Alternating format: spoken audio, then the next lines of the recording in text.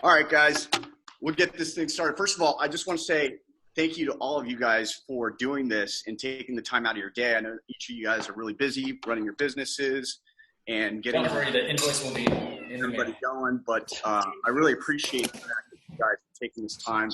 I've known most of you for almost 10 years now, if not longer. Micah and Allie I've known for 20 years. Leo I've known for about 14, 12 years now. Ryan, I've known you for about 10 years almost now. And each of you guys, I've been able to grow and get some sort of lesson from you in the fitness industry. And I really respect and honor the fact that you guys are on this call with us today. So I just want to say thank you for that. We're going to try to tackle this one thing at a time so that everybody can kind of speak and kind of go forward. Just really quick, guys. Leo is a personal trainer and gym operator in Sherman Oaks. He owns Results Fitness and has been open since for 14 years now, right, Leo? No, Results has been here for 24 years. Wow, 24 years. Wow, that's incredible. Wow. That's a huge feat. So I think you got us all beat on the 24 right there. That's crazy. That's crazy. So thank you so much, Leo. Ryan Sellis from Rise Fitness out in Mission Hills. Ryan, how long has Rise been open for now? I've had my business for about 7 years now. 7 years. Wow, that's amazing. That's amazing. Phone by, yeah. That's congratulations. Micah and Allie Shields, man, we go way back. We go back to like Bodies in Motion days. You guys are owner and operator of Impact One Fitness out in Woodland Hills. And how long has Impact One been around? 2009. We combined our business. 2009. Wow, that's incredible. That's incredible. You guys have obviously been in the fitness industry for a lot longer than that. I don't know if you guys want to say that because that'll just date and age you, but you're more than welcome. I'm the oldest one here, so nobody needs to worry about that. Dude, we all look like spring chickens now. But John, you're like prettiest one here though. Mine, sir. What's that? You're the prettiest one though. Oh yeah. Well, I had hair and makeup before we started. And for the record, I've actually known Micah since he was 16 years old. It's amazing. It's been a long time. Long time. And the other thing I want to point out is 7 years, 20 years, 11 years. This is a tough business. So the fact that you guys and us, that we've all been in business for that long is nothing to sneeze at, man. This is a tough business. So this is a collection of people who know what they're talking about. So I'm excited about having everybody on this call. If you think about it, like everybody in LA is either an actor or a personal trainer. So yeah. Or both. Most of them are both. Absolutely. Well, listen, guys, I wanted to bring you guys on. I wanted to talk a little bit about what each of you guys are kind of doing to combat this pandemic and how you guys are addressing this with your members, and just kind of check in with each one of you guys to see how you guys are doing, even at a personal level, kind of trying to wrap your mind around this, and then get your ideas as far as we can kind of talk about this towards the end of the discussion as far as like, what does personal training now look like in this kind of COVID-19 kind of world, even moving forward, not just what it's going to be when we first initially reopen, but what does it look like long term? We're hearing all these kind of things. What was the company that Gold's Gym just filed for bankruptcy. So what's going to happen at a big box level, and what's going to happen at a boutique level, and different things like that. So John, you want to kick it off with a couple questions real quick? And we'll get yeah, I mean, first of all, how, just kind of even from just a mental health perspective, how's everybody holding up with this? So Ryan, let's start with you, man. How have you been doing? How is this and how are you doing, and how is this affecting your clients? I mean, I'm probably on the same level as Joe, as we're having some serious jujitsu withdrawals, but other than that, I'm hanging in there pretty well. It's able to work from home, and biggest thing I think with my clients is just trying to stay connected with them. You know what I mean? Because a lot of times they lost their gym, maybe they're not working, they might feel alone right now. So the biggest thing is if we can show that we're there for them, whether it's on the training, nutrition, mindset side, anything like that, or just, hey, if they need to have a conversation, just someone to talk to. So just really staying connected for our members in and out of the gym. So give us a quick description of your business model. Cool. Well, before this, I was running a semi-private personal training, and we were doing small group training. So real similar to how you guys run yours at Arena. We're a little small as far as space-wise, but we do what we can with the space that we have. And that's a big thing that's, moving forward. It's, what can we do and what are the guidelines going to be? Those are all things we'll have to see. For sure. And when you say semi-private, how many people in a session? We were typically doing one coach with up to 4 members at a time. Okay. And then how about your group classes? Our group classes, we wouldn't go over 12 people. Okay. Same exact thing as what we do. Yeah. Leo, so how are you doing? And how are your members? What's the kind of feedback you're getting from your clients? I mean, I'm doing great. I mean, I watched the shit hit the fan. I'm like, there's a little week of confusion thinking about what's happening. But now I think this is, if I really look back, I mean, this is actually an opportunity for me as a leader, as a gym owner, and as a human being, show up and excel and show people that who I'm really am, and brought us actually together closer. And I think coming out of this is actually, we're gonna come out of this actually better than we went in. So I mean, it's a tragedy in itself, obviously the whole thing, but I'm very optimistic moving forward. Really. What are you hearing from your members? Like, what are their struggles? How are they doing? It's exactly like pretty much everybody else. Just being alone and feeling that there's no help out there, and just being present and being there for them to make sure they're staying in touch. Primarily, that's one thing that really helped everybody kind of get together and feeling that they're not going through this on their own. And then give us a brief description of your business model. Well, it's mainly like personal, one-on-one, two-on-one training. It's enough space for 5, 6 trainers, 7 trainers at the same time with a 1 or 2 clients. So I'm not running any classes and stuff like that. So it's very, very tight community and really personal. So I think that's moving forward. That's going to be the way to go. Got it. Mike and Ali, how are you guys doing? John, really quick, can you mute other people that are not speaking really quick? Yeah. Give me 1 second. Oop. I think you need to do that, Joe.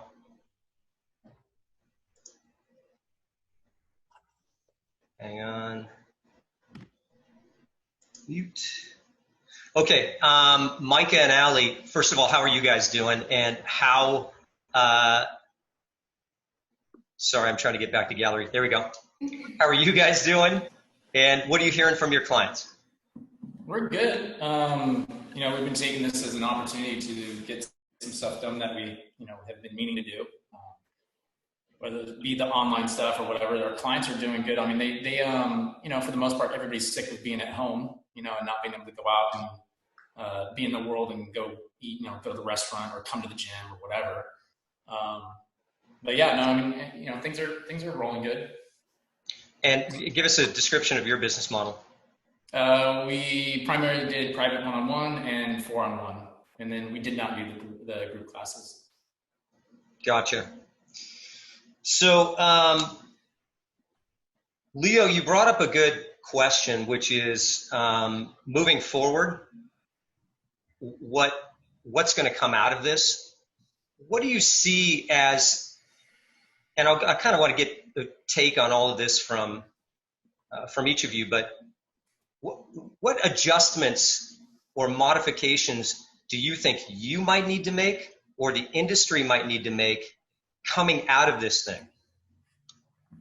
Thing that comes out of this thing is, when usually we go and address the health issues and obviously what it needs to be done to to reclaim your health. But now, actually, what I'm moving forward, what I'm going to deal with the fear. And actually, I'm working with the LA Times right now to put up something. It's called the fear of fitness, because it's not really the fitness about, it's the fear of being out next to around other people, and that's what is gonna make the most difference. Before it's like, how do you tackle that? How do you make, what kind of things that you're going to do in your facility and within your community that will make people feel comfortable coming back? That's I think that's going to be on for a while moving forward. It's not necessarily what you need to do to lose weight. It's what you need to do to make you feel safe and secure and healthy and comfortable exercise next to another human being. So what are some things that you think you're going to need to do? Well, I'm already doing this, and I space out my cardiovascular equipment. I give people a lot of space. I set up some training station in terms of dividing the floor. I'll give people plenty of space to be in that area with their trainers.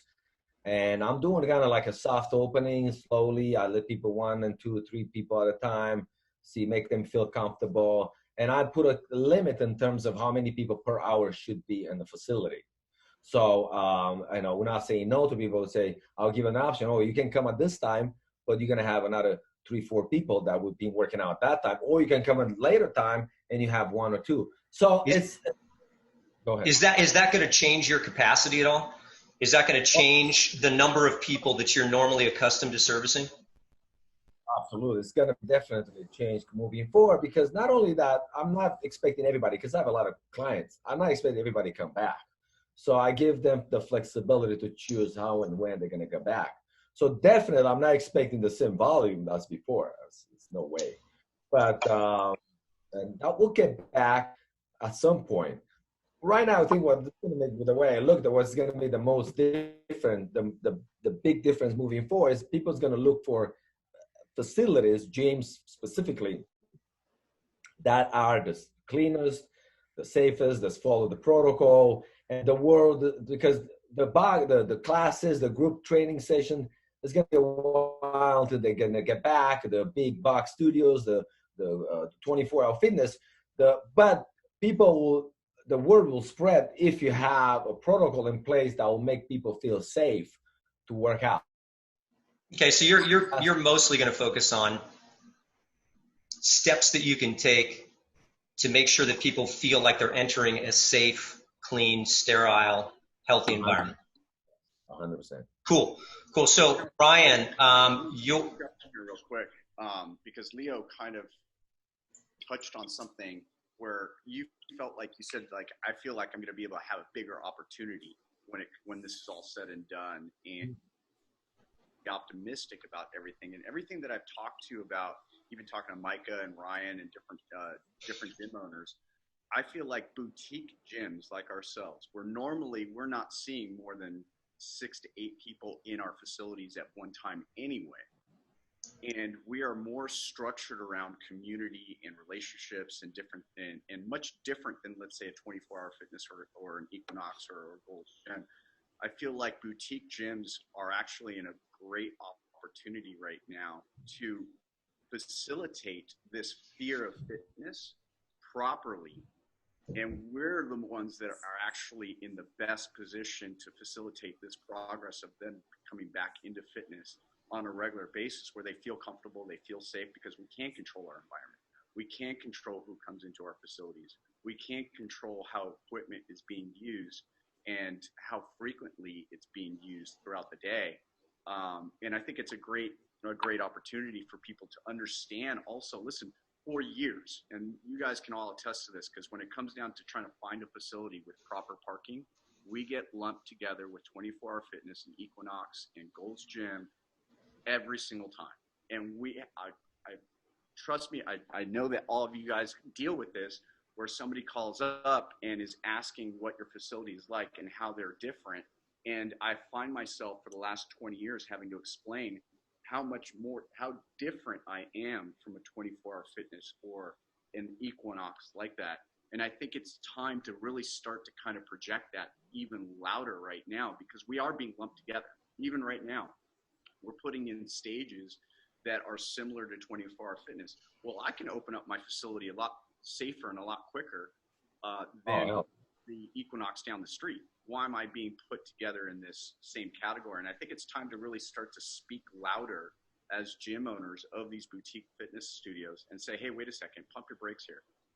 I'm different, and this is how I'm different. And not only am I different in this sense, we are in the best position to safely bring people back out of the stay-at-home order, because, and I want to get into this a little bit later, but people's immune systems have been compromised slightly from going into this sedentary state where their lifestyle changes have changed dramatically, and we are in the best position to facilitate those stay-at-home orders being lifted and reintroducing people into society, into communities, into going to the supermarket safely, and getting them working out on nutrition programs, on fitness programs on a regular basis, and get this whole thing started up again. So I just wanted to kind of add to that a little bit, is what I'm saying, because it's a really interesting phenomenon that we have been placed into.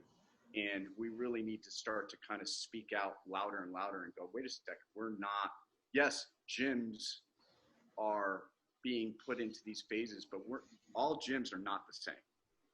All gyms cannot be lumped in together like this, because the public perception is that, you're the same as an LA Fitness, and that's not true.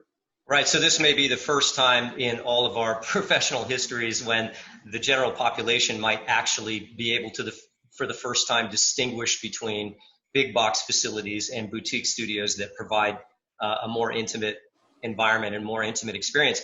And what you're saying is exactly right. But we're still even the small guys are going to face some challenges on that front. Ryan, you were talking about you do groups of 4 and groups to 12, and that you've got a limited amount of space. Even with groups of 4 and groups of 12, even though you don't deal on volume to the extent that these big box places do, are you foreseeing that there are going to be adjustments that you have to make in your business model to accommodate your normal flow of business? Yeah, absolutely. I think one of the biggest, we all have a good position just because we all already do personal training or offer personal training. And with fitness, the pendulum always swings from one-on-one to boot camp. So, back and forth, and it's coming around to one-on-one again. So we're going to be offering one-on-one and semi, and it really depends on the guidelines, but we may have to get rid of our team training temporarily just because of the amount of space. And it's going to be a hard thing because we have a good amount of members that do team training. So that's going to be a different kind of selling point to that type of member. But at the same time, people aren't really going to have many options if they're looking for coaching, at least at the start of this, because big box gyms probably won't be open and most people are not going to want to go there. So semi-private and one-on-one, I feel like, is really going to be the way as far as delivering that service to most people. That's a good point. And the other thing is that with these big, large group studios, the big boot camp places that have 30, 40 people in class, that's going to be a tough thing for them to manage, because how are you going to be able to create the safe distance and the distancing protocol? And if you do observe distancing protocols in a business model that is used to accommodating 30 to 40 people in a class, how much is that going to cut down on your capacity? Are you going to now be down to a 12-person class when you normally have 30 to 40? And is that a sustainable business model? So I think this may have long-term ramifications on the business in general, especially when it comes to the large-scale group training model and the big box model. Absolutely, yeah. I disagree with this because we're stuck in a little box. Wait, say that again. Saying, why are we the only ones unmuted or muted? No, I'm just joking. Yeah. Well, I mean, it's interesting that you guys are talking about capacity. And on that note, Orange Theory, Soul Cycle, places like that, their whole business model is based on being able to pack 30, 40 people in a smaller location, right? And dealing with volume and lots of memberships. But we also, so we're in a better position, right? Because we don't need to see as many people at once, but we still are going to have our limits now. So where big box gyms aren't going to open as soon as we probably can, Orange Theory won't be able to operate how they were operating. We can operate similarly to how we have been, but our capacity is still going to be greatly diminished. So my question and what we've been pondering is, how do we open up to people? How do we, provide a safe place for, people that were at Orange Theory, that were at Gold's Gym, that were at 24 Hour? How are we going to be able to service as many people, right, without jacking up our rates, making it super expensive? We try to, we pride ourselves in providing as much value as we can at a very reasonable price point. How can we continue to do that if we're only able to see, maybe half or 75% of who we were able to see? So we've been, pondering that. How can we increase our offerings and incorporate digital and remote services in addition to offering in the gym? Because we won't be able to deal in the volume that is going to be at the door. And I think we're going to have a lot of potential to grow, but with the physical distancing, we're going to have a really good virtual solution or half solution. Right. So that brings up the issue of it being self-limiting. Space in and of itself is going to be self-limiting, because you will only, as long as the social distancing protocols are in place, you can only fit a certain number of bodies into a certain amount of square feet. So it's going to be self-limiting to a certain extent. Leo, did you start to say something? Did we cut you off? Were you saying you disagree? Yeah, well, I'll disagree with that. I think. Whoops, sorry, I just accidentally muted you because I didn't want you to disagree, so I just decided to mute you. Right. Well, I disagree because we live in a world that every day information will change. It changes so rapidly. So, I think it is. There will be a time when, yes, the social distancing and all that will be a main factor in operating business. But I think at some point, like anything else, people will get back to their lives, and slowly that will get more relaxed as numbers change or treatments being found. So, but with that being said, to answer to your question, to your partner, that's just the definition of capitalism. Yes, the demand is there. That's how you raise prices. That's how you increase rates, because there's demand. So that's a good problem to have, and that's a good opportunity for us to charge more when we have the demand. And specifically, when the demand is higher, since the space is limited, then it's a business opportunity right there in itself. Right, I agree with you that the supply, that the demand side could potentially drive up prices, but we're still going to have a capacity problem. So that's just the nature of our business. It's just that they're called boutique business, Right, but it's more of a factor now for one thing, as long as we've got the social distancing protocols in place, it's going to be more of a factor just because of the policies that we're expected to adhere to. But I guess my other question would be, and this is for anybody, even when they relax the social distancing policies, what are the long-term impacts from a public perception perspective? Like how secure and how safe are people going to feel coming into a large group environment? Now, Leo, you said to a certain extent, it's our job to mitigate that by making sure that we provide a safe environment for people. But do you guys feel like even if they open the doors, if they said, if the mayor said, throw open your doors, gyms, knock yourself out, how long-term is the perception going to be among our members and the general population that there is a decreased risk of safety in being in groups of people? Do you guys feel like that's going to be something that's going to linger for a while? Absolutely. Yeah, I think there's a couple of things to that, though. I mean, number one, the longer we're in isolation, or the longer that we are separated, the longer that's going to happen anyways, after they open up the doors and say, hey, go for it, because we're no longer exposed to being one-on-one or next to each other. So I think that in itself is going to be part of the mindset that has been collective. Besides that, the other obvious one is, as soon as there's more herd immunity from it, as well as the numbers are coming down, and it becomes just like so minute that it's like, oh, it's like any other flu, or it's, a cold, or whatever the hell it is. I think that's where it's going to become more likely that people will be like, okay, I feel a little bit more comfortable going out there. I mean, that being said, it's still, a virus that attacks people that are primarily that are in a risky area, which is 16 and above, all the other things. And that's going to be one of those things of like, how do you deal with that within your facility? Who do you cater to? So, I know that with our clients, we've talked to them and said, hey, say we can open the doors. Who's in, who's not? Who feels comfortable, who doesn't? These are the things that we can do. Step 1, 2, 3, 4.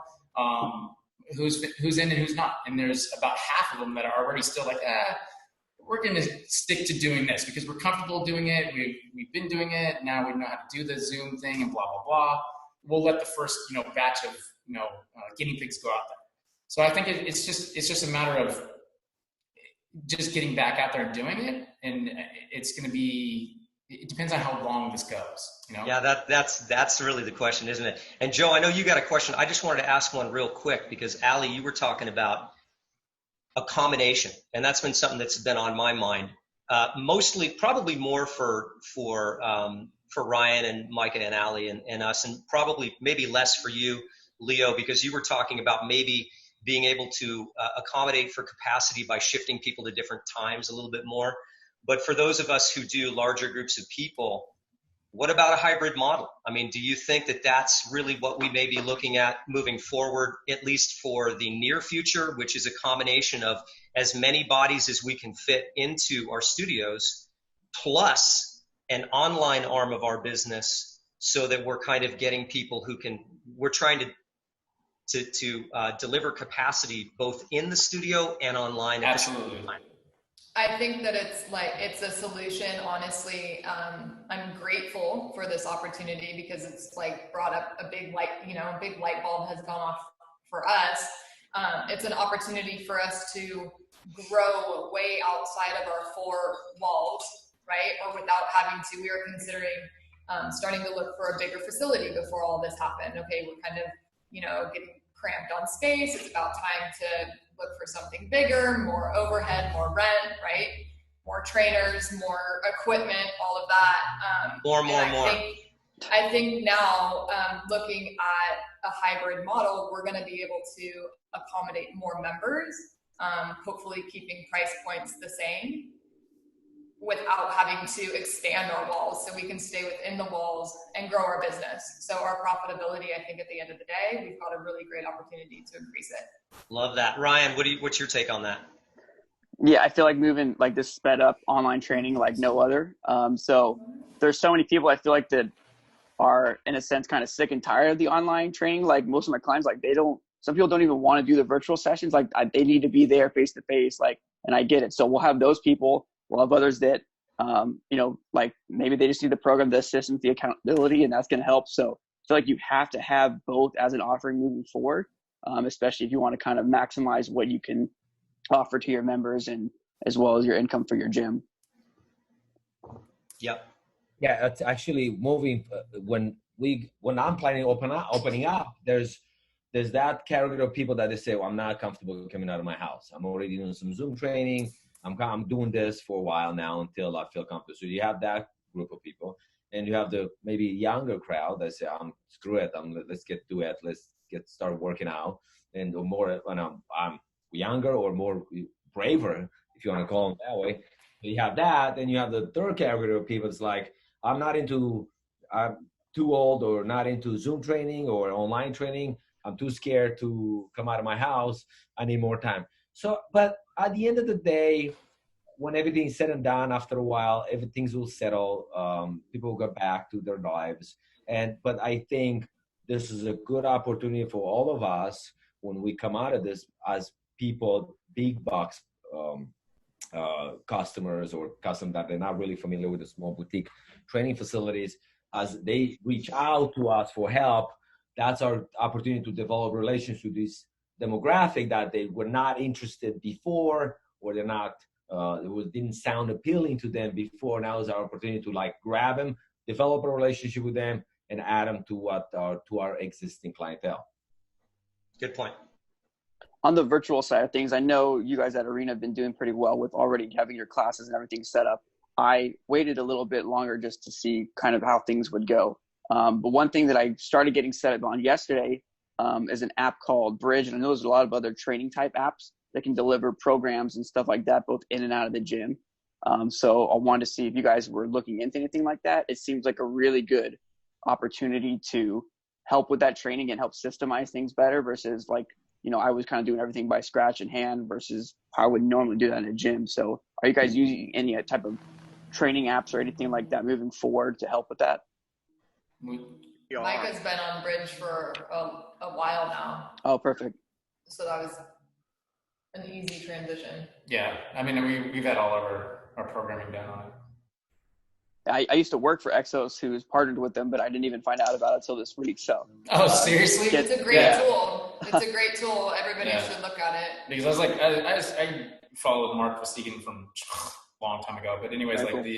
the Exos stuff, like I used to use their programming, so I was doing their programming then, and then I saw Bridge come out because they scrapped it and they went to Bridge, so I was like, all right, so jumped on that, and it's come a long way since they first did it because it's kind of a pain in the ass, but now it's much better, much more robust, and it's pretty good. Awesome. Yeah, I just finished the training yesterday. Cool.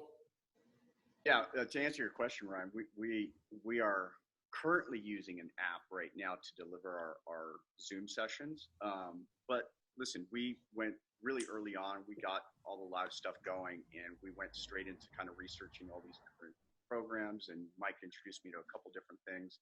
And listen, I've always found like no program is perfect for what I do. So it's kind of like I'm always kind of compromising. And I just needed something kind of simple for scheduling purposes. We went with an app called Get Healthy, which I'm not entirely sold on completely yet. I'll let you know in 30, 40 days when. All right, sounds good. When I've had a couple mistakes with the program and stuff like that. But so far, so good. It facilitates what we need, and it's really simple for people to use. I think technology was a little bit of a learning curve for most people when they first came on. We offer. Most of our clients are 45 to 65. They kind of fit in that demographic.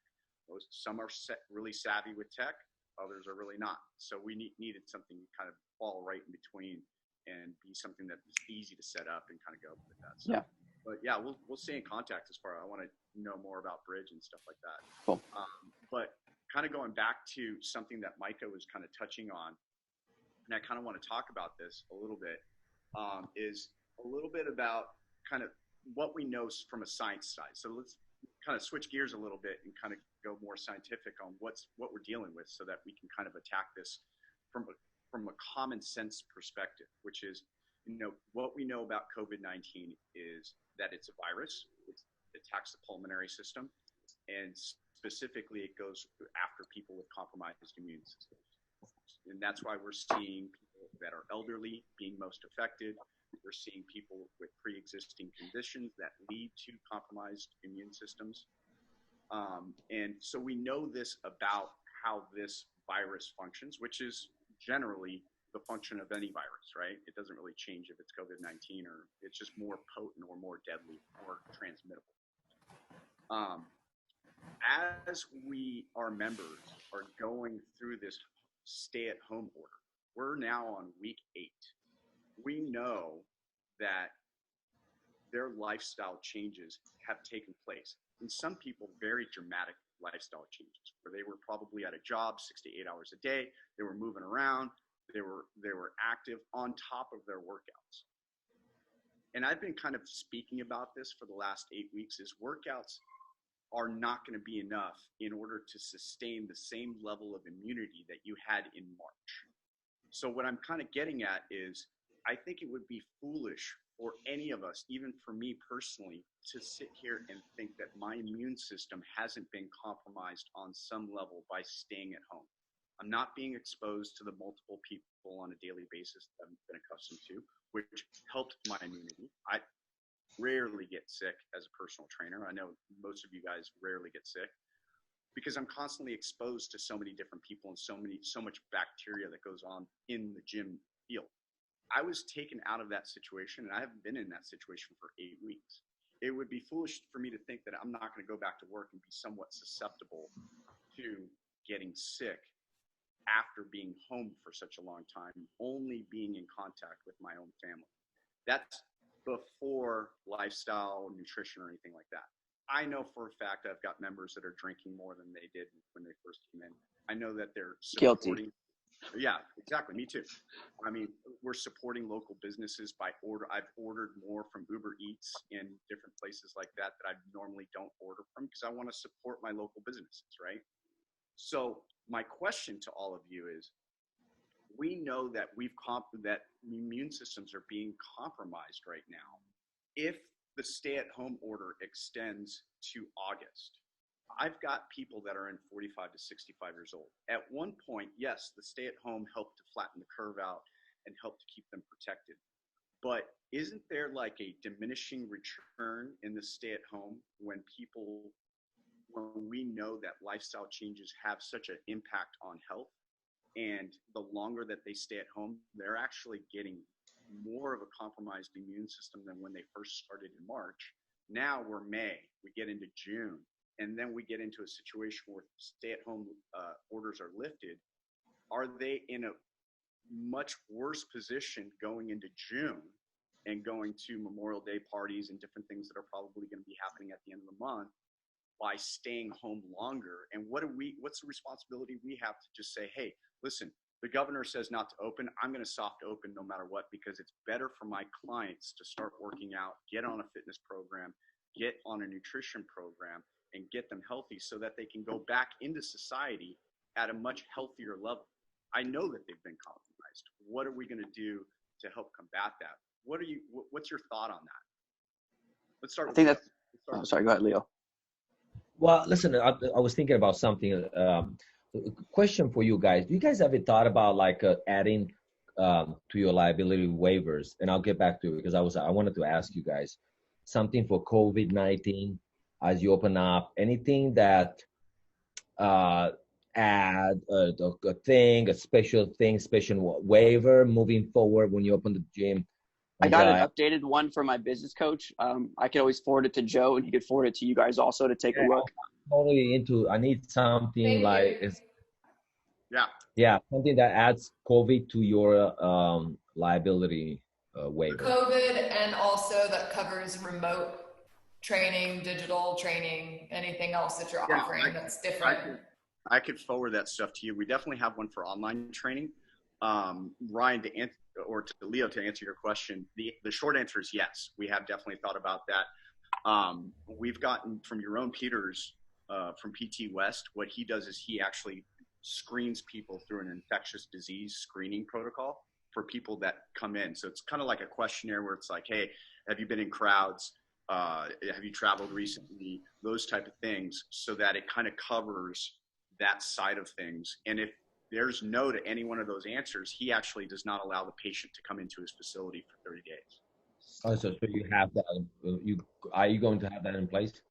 Yeah, we're going to have an infectious screening protocol that we'll have for all of our clients coming in, and we'll probably attach some sort of a waiver or liability waiver to it as well. And I think we should probably all talk to our attorneys about that to make sure that the language is correct. But I would think, and that's a great idea, getting coverage for COVID-19. I think it should cover infectious disease in general, because COVID-20 is going to come out at some point. We want to make sure that we're not limiting ourselves as far as protection of liability. But it's a really, really good point. If you have something, just shoot it my way. I would like to take a look at it. Absolutely. Got it. Thanks. And what was the question again with a soft opening? I think at some point, I mean, if the governor come and we extend this to August, I mean, realistically, I mean, there's no business realistically, do you think anybody gonna survive staying home and not producing any income? No, but my question is not so much on the business side of things, but more so on the health side of it. Like, isn't that putting our members at bigger risk by not opening and holding off to August and holding off fitness programs, nutrition programs that long? Isn't that putting them at a bigger risk than, let's say, the business side of things? Well, they just come out, said Cuomo just come out yesterday, 66% of the people, the new cases happen to people stay inside. So I mean, like, it's going to come out that people will need to get out of the house. It's coming soon, trust me. Ryan, what do you think about that? It's a hard one, and I've been seeing other gym owners that are a lot of people that are like they want to go against the order. Some people that are going to wait. It's a hard thing to think of, and like when we have people that come off of training and they want to get back to it, right? Their strength is down, their fitness is down, their conditioning, everything's down. Like we almost have to start from day one in a sense. So it's going to be kind of the same thing. Their fitness can be down, their immunity's can be down. It's a hard thing that we've got to slowly build them back up to where they were before all this began. Right. Micah, Allie, what do you think about that? Would you necessarily kind of go against any type of orders in order to protect your community? Would you go that far? I don't know that I can say in opening up sooner than what is mandated by the government is doing anybody a service or disservice. I just don't. I don't know. I'd like to go off of. I mean, common sense says, yeah, I think people at some point sooner than later should get out, but I just think that there are way too many variables where I can't personally say what's better or not. I do want to comment, it's a little bit off topic, not really. When this first happened and the order was that all gyms closed down. This goes back to like what you were talking about earlier about us being locked in. We called the city and we said, okay, you say it said gyms and fitness studios, right? Well, it said gyms and fitness studios. At first it was just gyms. But then it was extended to gyms and fitness studios. And Orange Theory, Soul Cycle, 40 people in a small room, those are fitness studios. So we called the city and we said, hey, we only have X amount of people per square feet. Everybody is distanced of, 6 feet apart. Do we fall under that? And they said, if you're able to maintain that distancing, no, we think that that's okay.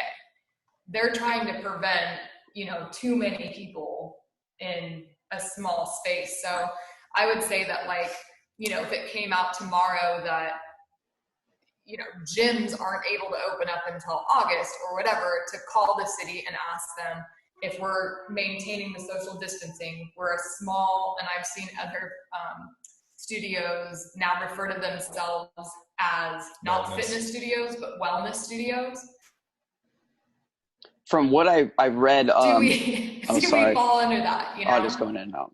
Did you try to get something in writing, like to anything from the city? I asked them to, and they said no. Yeah, I mean, the reality of the situation was like when our clients first called us and said, "Hey, they said gyms are closed down. Are you guys? Can we even come in today?" And I was like, "They're talking about big gyms." And then I was like, "So that was the first thing." And I'm like, "Big gyms are like huge. It's about numbers, whatever." Next thing was, and I said, "Unless they say fitness studios," and then they said fitness studios, and I was like, crap." And then I was like, "Yeah, but they got to be talking about Orange Theory and Soul Cycle." So I called the city and I was like, "Hey, what specifically are you saying?" So, I mean, in all honesty, earlier when Joe was talking about how we were being lumped together with big gyms, which we are, whether it be parking structures or whatever, it's really 3 different levels. It's gyms, big gyms, and then it's fitness studios, and then it's boutique studios. So we kind of all fall in that boutique studio. I know most of you guys throw classes together. That's like kind of like a cross, but you're still smaller, so it's still a boutique. And we don't. Ultimately, we are like it's a boutique studio versus. Yeah. Well, listen, that's the premise of the question I was asking earlier is because we're boutique fitness studios. We'll be the first to go in. Yeah, we should be the first to go in. And how do we weigh out? And this may not be even a question that anybody can answer, and we're going to have to kind of take this case by case.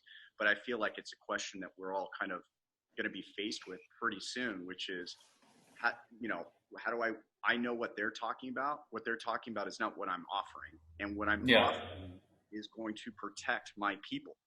And by not allowing them to come into my facilities because of grammatical technicalities or politics or whatever it is, where I'm being clumped together with an Equinox that is 100,000 square feet. I'm not 100,000 square feet. I don't have 1,000 people coming through my door. I have 10 people on a good day in 1 hour in my facility. I can control my environment, and I feel like, because we're being clumped together in this thing, I'm doing a disservice to my community, and my community is going to be more vulnerable if I have to wait till August than if I were to wait till June. Right? And yeah, I mean, I think that there's two. Yeah, I mean, I think there's as much as I pride myself on not being just a pretty face, I'm not a doctor. I'm not a scientist. I don't know specifically if that's really the right call or not. But at the same time, I do know, yes, there's studies done that says, by us being around and being with others and sharing germs and whatever else, that makes our immunity stronger. That is true. But risk reward, I don't know. Right, absolutely. So, I mean, as far as like their mandate, hey, you guys, all gyms can't go in. I mean, I would say call the city and say, hey, you're saying gyms, but are you meaning this? Because that's what I had to do. Hopefully they're more specific with the verbiage. Yeah. I mean, I had to do that in the beginning, and they said, well, no, you guys are actually, from what you're saying, you're totally good. Unless someone walks in and says, hey, you guys got to shut down, you guys are clear. Right. Well, listen, I mean, hopefully not only are they more clear with the grammar and the terminology that they're using to describe our facilities, but hopefully, they also take it region by region, which it looks like that's what they're doing in New York State and different places like Colorado and stuff like that, where the governor says one thing, but the mayor in that county is able to override certain things based upon the numbers that they're showing. So we might even have a region by region kind of similar situation happen in LA County, where they're going, okay, well, downtown's a different story than the San Fernando Valley. Let's the San Fernando Valley cases are at this level, whereas maybe a different county has higher levels, and they're just treated differently. So, listen, the true story of how this is going to kind of unfold is it's a day by day thing, and like Leo says, like what's said one week is going to be different the next week and the next week, and I think it's. I don't believe it's going to get to August. I think honestly, if it might be as soon as May 18, the latest will be end of May, latest. Yeah, I mean, listen, I think that also public opinion is driving part of that. Like people are frustrated and they want to get out and they want to get back to work and they want to get to their trails and their beaches and their bars. Dude, the government needs money. I recommend, the government needs money. As soon as we get back to work, they get more money. I recommend call Senator Harrisburg's office and just tell them. I mean, I did it the other day. Just call them. Listen, this is different. We're different. We need to. I need to open up and completely. So if we all call the office and just tell them that not to put us in the same pool with the big box gyms. I mean, that's all we can do. Yeah. There's a lot of petitions going around on that already as far as trying to distinguish between gym, big box gym, boutique gym, whatever it is. The things that I've been reading is within every industry, they all have something very similar. Like, for example, let's say like a hair salon or something, like where the thing is a bunch of people. What about independent hair salons? So that's kind of similar to how a big gym versus an independent trainer. So every industry has their own kind of different type of criteria or something like that. So for the government or the agencies, whatever, to regulate each and every single one has been what the problem is. So as far as how can they distinguish, okay, what's a small personal training studio? Is that under 2,000 square feet? Is it under 4,000 square feet? All these different little things for every industry, not just ours, has been one of the biggest problems for them to get going. So that's why they're kind of generalizing how things are being opened. Yeah, because I mean, it's thing to do. Yeah, it's like we had an acquaintance that called us up and they were talking about getting another location that just folded or whatever, and they were talking about we'll be able to put, I think it was like 1,500 square feet or something like that, and they were talking about putting numerous people in. I'm like, dude, you're way offline. We're not even close to that. Like you're not even there. So it is. It's one of those things of like, they're going to still come down to the fact that we're going to have to stay 6 feet apart, sanitizing between sessions, all that stuff. Like, what are you going to put into play? And we've come up, we have our list of things that we're doing. But I mean, that's what it's only ultimately going to be that same thing. Have you guys been successful? Go for it, Ryan. have you guys been successful in getting any type of gym cleaners? Because that stuff is sold out everywhere. Yes, we are. Yes. Okay, so this is, and I can forward you guys the lady. We went through a lady. My sister has an elderly home, and they have like the top line crap, and I'm like, hey, I need some gym cleaner stuff. If we open up, we need to be able to do this and that and that. And she said, okay, I'll put you in line with my lady. So we have an account now. They'll put a dispenser in your facility that will mix the solution that kills the virus in 45 seconds. You can mop, you can spray, you can do whatever. They get you face masks, they can get you gloves, they can get you whatever you want. Yeah, white. Fantastic. Gel. Definitely. Because I didn't want to go on the homemade ones. I want to get like the legitimate products. So that's been hard to find. Yeah, no, it's the thing that I'm most excited about is supply all cleaning stuff to businesses. Yeah, so the thing that I'm excited about, kind of excited about it, more sanitizer is exciting these days. It's thrilling when you can find some. Yeah. Is the fact that we have they have a station that they put in there, and as long as you have a water line, it will mix the solution. I mean, if you don't have that, you just buy the solution. But that way you can put it in bottles, you can mop with it, whatever you want to do. That's awesome.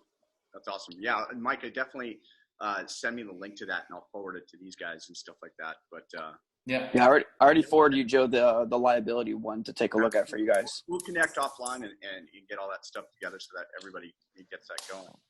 One question for you, Mike, on the cleaning supplies. Have you used them? You're using the cleaning supplies now? My sister is. Okay. So my sister has she has an elderly care facility.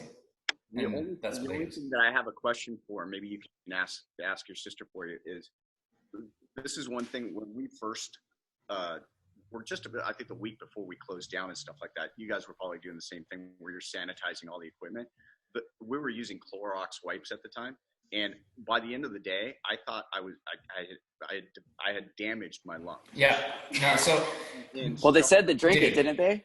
Yeah, exactly. Oh, yeah, I think one person said that was Trump's advice last week. So, I mean, that was my first question to the lady.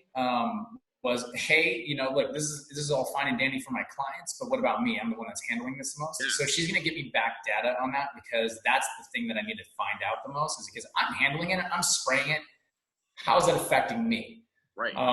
There's also another step that we're talking about is putting air purifiers. Having air purifiers in the place that ionize it and whatever else. Because it's one of the things that they said is that, and this is part of the deal with people, is that they're thinking about how it sits in the air, and it's from expelling your mucous membranes or whatever else, right? So people are working out hard, they're breathing hard, they're going to naturally spit without even thinking about it, and that's why everybody's going to have a mask. What kind of mask? No one wants to work out with a mask. The other thing is, have you tried running on a mask or anything like that? It's not fun. I walk around the store with it. It's terrible. I wore it after my workout, and I was like, I can't. No, I'm taking this off. So yeah, it's not the N95s. If you try to do the N95s, it's insane. But the little ones. But still, I mean, there's other ones that I've seen too, where there's a release valve. It still catches your mucous membranes, but it releases the air, the humidity that you get trapped in there. But still, it's like, who wants to work out with that crap? No one. We're gonna have people working out with full snorkel gear and stuff. Yeah. So I mean, and that's the thing. It's supposed to linger in the air for 3 hours, right? So if that's the case, I mean, and I've talked about this with her a lot, like where, dude, eventually it's just like, it is what it is. It's going to hit who it hits, and it's going to be, but you do what you can. Yeah. Well, that's the important thing, is just do what you can and take all the measures that are available to us. And show all of our members that we're doing that, right? Yeah, exactly. And that's do it and be vocal about it, right? Like, just get out there and be like, this is what we're doing. We're doing A, B, and C. And just real quick question for whoever wants to jump in on this one too. Like, when we've talked about our ABCs, but what is the ABCs on getting back in for you guys? I mean, for us personally, the ABCs are going to be pretty much CDC guidelines, right? Like, everybody's socially distancing, everybody's using. For us, we're going to take steps further, like the contactless thermometers and screening everybody for fevers, and the infectious disease protocol questionnaire for everybody when they come in. On the hour sessions, we were doing 45-minute sessions back to back. We're going to have to change the schedule so that we have enough time in between each session to clean everything down. So we're going to be cleaning every single time. Markers on the floor for everybody to understand when they first come in through the door. Hey, you're at station 1, you're at station 2, you're at station 3, so that we can direct traffic a little easier, so that people aren't like bumping into each other going, where am I going, type of thing. And then staying sanitized, and then having face masks for the trainers and stuff, face masks and gloves. And then again, we've entertained air purifiers. I've heard certain facilities do humidifiers with just a little tiny bit of bleach. I don't know how that works. Doesn't sound appealing to me. Yeah, exactly. But apparently, it was recommended by a surgeon. So I just got to get more information on stuff like that. But I've heard everything from doing that with humidifiers to air purifiers to UV lights in the air conditioning units and different things like that, that will help kill the bacteria in the air. But those are going to be the protocols that we're going to kind of, our ABCs when it comes to keeping everybody safe. And then we're fortunate enough in the Encino location where we have a front door entry and a back door entry. We're going to do that. You come in one, you leave through the other. Exactly. Where you come in one, you leave through the other. We'll do the same thing Trader Joe's is doing. We're outside the facility. You'll have markers where you can wait for your session before you're let in. They'll be waiting for 2 hours before they get in. Yeah. I'm gonna email all of our members and ask that they don't show up early. Please do not come early for your session, and you must leave on time. Yeah. Lollygaggers. To a certain extent, we almost have to lock the door every single hour so that they stay outside. Right? I'm surprised any of your clients show up early for this session. Yeah. That was going to be my question. I beg them to come on time. Nobody comes on time. They're going to show up 10 minutes later now, is what it's going to be. Yeah. Yeah, right now they're used to driving with no traffic, and then as soon as there's traffic in, it's right back to, you know how that's going to be. It's going to be. Well, one of the things we were also kicking around too is like excluding our at-risk clients at first coming in.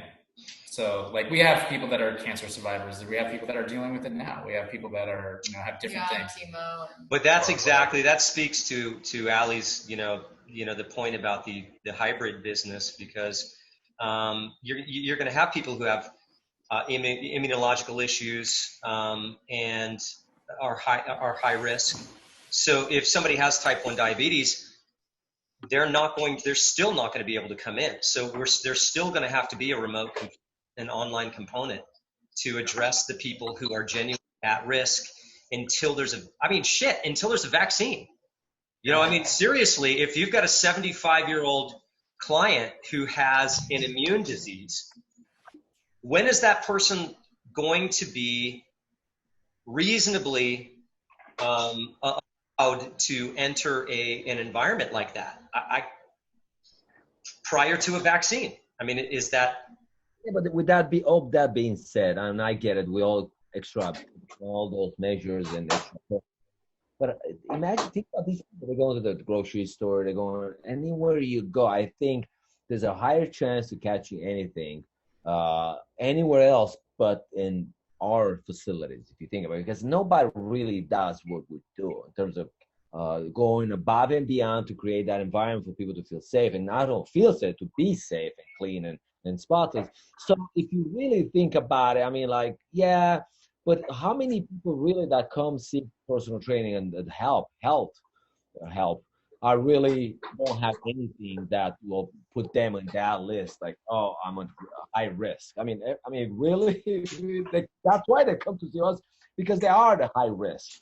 Now, at some point, as much as we want to act like mom and pop, at some point, these people are adults and they can make their own decisions. If you think about it, this is not really a way of protecting these people, other than at some point venture out, and it's gonna be a risk coming out of your house, no matter what you do. And the approach I'm thinking, I mean, these people are really adults. If you think about it, they can make their own decisions. At the end of the day, I'm not gonna. If I tell him, a guy that wants to come see me, I say, no, you have all these issues, so to speak. If they do, that's the case. I'm not gonna see you. He's just gonna go down the street, and I get it. I mean, whether that makes you sleep well at night, the clean conscience that you think the guy is like, really, are you? I don't think you do. I mean, yes, I mean, we can do our best, but at the end of the day, there is always going to be that risk factor, whether it's in your gym, whether it's at the gas station, or wherever you go. So at some point, again, when this is all good moving forward, what I truly believe moving forward the next few months is critical. Yes, and we all do. I don't want to have nobody on my conscience, and I'll do everything I can. But as the time goes by and the numbers and people will start be able to relax a little more. I mean, all of this is good, but I don't think, honestly, none of this strict rules will be sustained. I mean, think about the business itself. I mean, restaurants, events, movie theater. I mean, none of this gonna sustain. No business will be able to pay rent and operate if this continues for so long. So, and I understand it's important right now, but down the line things will relax. I totally believe so. So I mean, no, sure. In the meantime, I mean, as proficient as we can be at offering a remote solution for those that are, if I opened my doors tomorrow, I think only half of the people that we're seeing remotely currently would come in. So to have that solution for those that are not comfortable coming in, it benefits them and it benefits us, you know. Yeah, and that's why you're flexible. If you're not feeling, I don't want you to be in here if you're not feeling comfortable, and you shouldn't come. Right. And you right. And I'll offer you Zoom. I offer you, listen what I'm doing. I'm going above and beyond. But if you're still not comfortable, don't come. I don't want you. And I'm not gonna, But if you as a human being, as an adult, I know you should know that you're taking a risk, obviously. And those waivers are they're really good, because then even reading the waiver and whatever the information that this is a risk, and you are willing to take the risk as well as going to the grocery store, restaurant. So it's gonna be a risk at some point. And we have to deal. We're gonna learn how to live with this risk for a while. Yeah, I mean, listen, we're in uncharted territory, and we don't have anything to compare to here. This is brand new for everybody. So, I think all of you guys are really doing a great job, and I learned a lot from that. And with all this stuff, it's great. I think right there, what we're doing right now is more than enough, more than good enough for people to trust you and to come in. And if they don't, well, wait. Right. Amen to that. I mean, all I can do, hey, listen, I'm washing my hands. I actually send people, there's a thing. Upon entry the facility, you go straight to the bathroom, wash your hands immediately. So that's a given. And you go, and then at some point, hey, don't touch your face. What are you touching your face for? I'm doing that already. It's like, okay, at some point, I'm not your mom. I'm not your dad. It's just you're grown up. Yeah, that's funny. I didn't really realize that I might have to be doing that, where I'm like, hey, don't touch your face. No picking your nose. Don't touch your face. If people are wearing masks. For the love of God, stop picking your nose. Yeah. Hey, no picking your nose in class. and honestly, and really, to be honestly, if you really think about it, whatever we're doing or to protect these people, there's still that chance, that risk that is there. Whether you're like the guy asymptomatic or whatever the case, it's still there. And whether it's in your facility or in your home or the other grocery, it is still there. So, I mean. There's only so much you can do. And still, it's not going to be that 3% chance that you might get it. So, it's going to be a way of life moving forward. Absolutely. I think really, I know Joe and I have talked about this, and I'm sure you guys have thought about this too. There are going to be risks, and none of us know what the risks are going to be long term. We just want to make sure our side of the street is as clean as possible. We want to make sure that we're taking as many steps as possible to protect the safety of our members, so that we can deliver what they need and what we've promised them effectively and safely. And it's going to change over time. We're going to learn more and more and more, and we'll just have to be willing to kind of adapt as we get more information as we go along. We all got to be Absolutely. bendy here. And another thing, I have people that I've been training for 15 years, 10 years. I mean, they're like my family. I mean, like, I will treat that person as if it's my a family member, and I'll do everything for him, you know.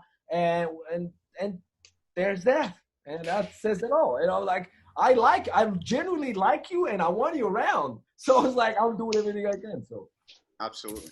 Well, listen, guys, we've gone a little over. I got one more question.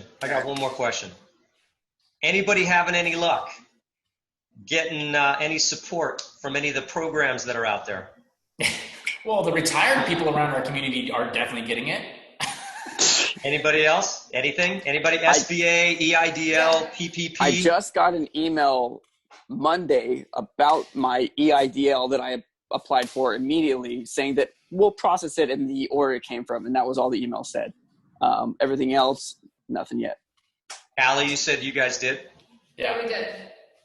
Good for you. I think I was on it like the minute the programs became available. And yeah, just last week, everything kind of came in. Good for you. Leo. It's there, you guys. You have to push it. And when the website kicks you off, you got to get back on. yeah, I called the senator's office and I said, Wells Fargo. I applied Wells Fargo. I never heard back from them. I applied with other land deal and Blue Vine and all that. And what happened? What happened? And she says to me, "Oh, it's 50-50, but." And I said, "I'm not holding my breath," I said. And he said, "There are very few people, business people, that really not counting on it." So there you have it. U.S. Bank, you can apply with U.S. Bank right now. Even they're a little bit smaller, so you may have more luck with them, and you do not have to have a business account with them. You don't have to have any account with them. Yeah, I've heard the smaller financial institutions are more effective. We jumped right on the EIDL and SBA and PPP. Ryan, did you have any luck? No, not yet. Oh yeah, you were saying that you got a note about the EIDL. Yeah. I will say this, and I'm only going to say this because it was funny. We did get some money from the SBA, $1,000. Make it so rain. Is that the EIDL grant? That's the grant. Yeah, where it said, I know exactly what your shock was. Where it says up to the $10,000 grant. Yeah, $10,000 grant. And then there's the loan. There's the loan on top in addition to that. And listen, I got to say this. We didn't ask for anything. The government came out and said, "We got you." All right. So, but I knew it was going to be tough when you can't just roll out. You can't print $2 trillion and then just start handing it out and expect it to be organized. But I got to tell you, when we got that $1,000, we had a good laugh. We had a good laugh about that. Yeah. That's pretty funny. I applied for unemployment. I didn't even get that. I mean, like. Yeah, I don't know. We haven't even explored that, but I don't know that that's even available to self-employed people. Actually, they just opened it last Tuesday. They opened up a new one specifically for self-employed.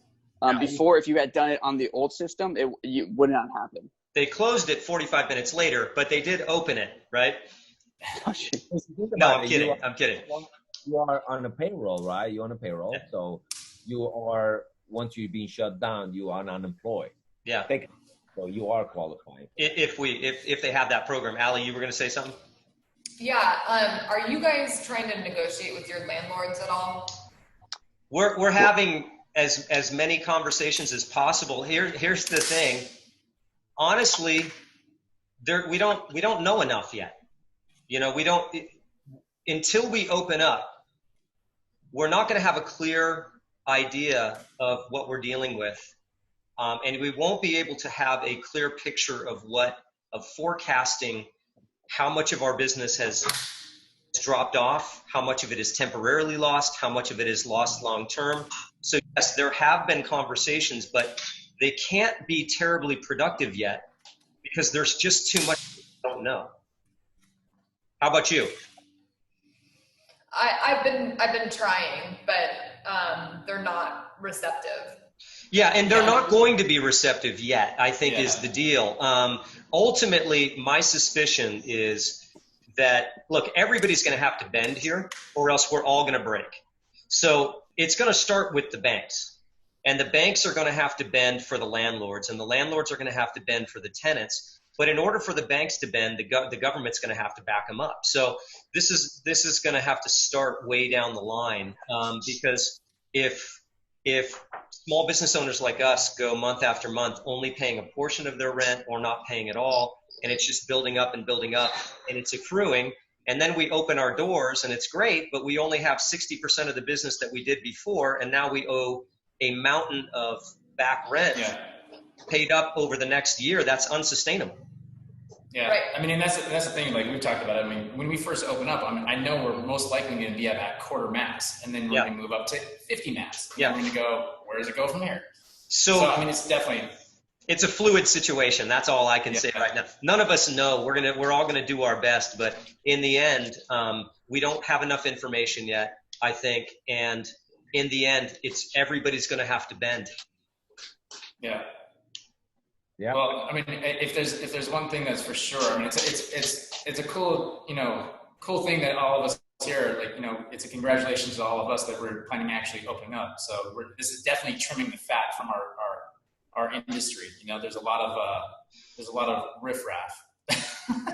Listen, there's a space right down the street from our location in Encino that somebody started to open a couple weeks before the closure happened. Jeez. I feel terrible for them because I don't know that they're ever going to get their doors open. All of us combined have seen dozens and dozens and dozens of small studios go out of business for various reasons over the years. This is an unparalleled experience right now. A lot of business coaches I'm following are saying as high as maybe 30% of gyms might not make it out of this either. And I mean, of course, it's an estimate, but totally realistic. Yeah. Realistic. Yeah. It's definitely interesting. Guys, I want to cut it there and just say congratulations to all of you guys for what you guys are doing. You guys are amazing trainers. You guys are amazing gym owners and business owners. I respect all of you guys. Stay safe, please. Keep all your people safe. Exactly. Let's get back into the gyms and doing what we love doing and protecting the people that are in our communities and getting them healthy. So awesome. Thank you very much, guys. Thanks for coming on, guys. Thank you. Thank you for having us. Hey, guys. Take care.